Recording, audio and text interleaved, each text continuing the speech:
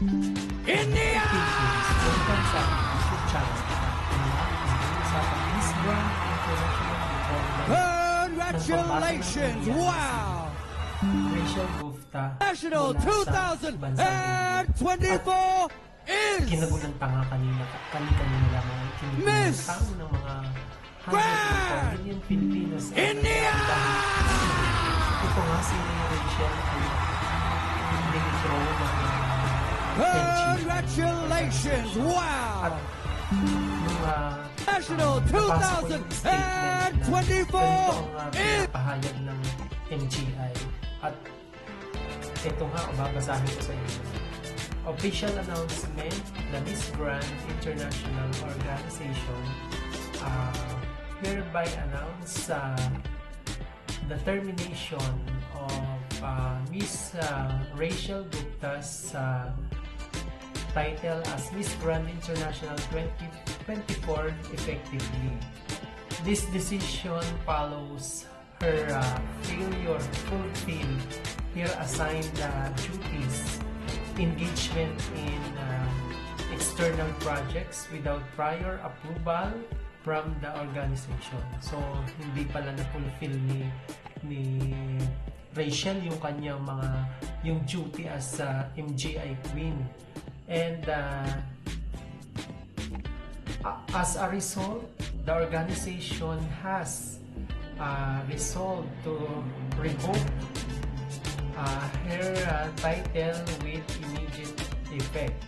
So, immediate effect yung kanyang title. At si Miss Rachel Gupta is no longer authorized to use the title or wear the crown as Miss Grand International. So, hindi na niya pwedeng gamitin yung title na Miss Grand International. Siyempre, pati yung title niya. Then, we request that the crown be returned the MGI head office within 30 days from the date of its notice. So, siyempre, siguro na kay Rachel itong crown. Kaya, siyempre, babalik ni Uncle Noah ang India! At siyempre, siguro ay ibibigay niya ito dun sa kung sino man. Siyempre, alam naman natin na si CJ ang first runner-up. At ito pa, may pasabog din na alam naman natin na if the winner for any reason cannot fulfill her duties as Miss Grand International, the first runner-up takes over. At alam naman natin na yun yung rule kahit sa ang beauty pageant na first runner-up ang mag-take over. Pero mainit-init pa rin ang pahayag ng Miss Grand International at nagpahayag din si Rachel. Ito yung kanyang pahayag. Babasahin ko sa inyo.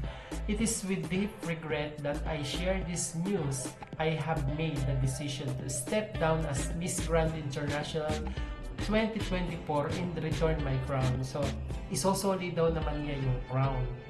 Being crowned was one of the most cherished dreams of my life. Siyempre, ito yung pangarap ng isang beauty queen na koronahan. And then, I was filled with hope and pride to represent my country and make history. However, the months following my crowning have been marked by broken promises. Ano kaya yun? Mga broken promises and mistreatment. And of course, a toxic environment I can no longer endure in silence. So ito yung kanyang mga naranasan. Doon, toxic environment, broken promises, and mistreatment and a toxic environment. So, congratulations! Wow! Made lightly. In the coming days, I will be releasing a full video o mayroong pampasabog sharing the details behind this National 2024! And I ask for your compassion, your open hearts, and your continued support as I take this next step. Your love means more than you know. With sincerity, Rachel Gupta. So ito yung kanyang pahayag. After nung magpahayag ang page ng MGI. So sa tingin ninyo mga kamabuhay Philippines, tanggapin kaya ni CJ Opiasa ang corona at ito na kaya ang maging hudyat bilang siya yung kinoronahan na kauna-unahang golden crown ng Miss Universe. Miss Grand International. So ating abangan ang susunod na kabanata. Yun lang.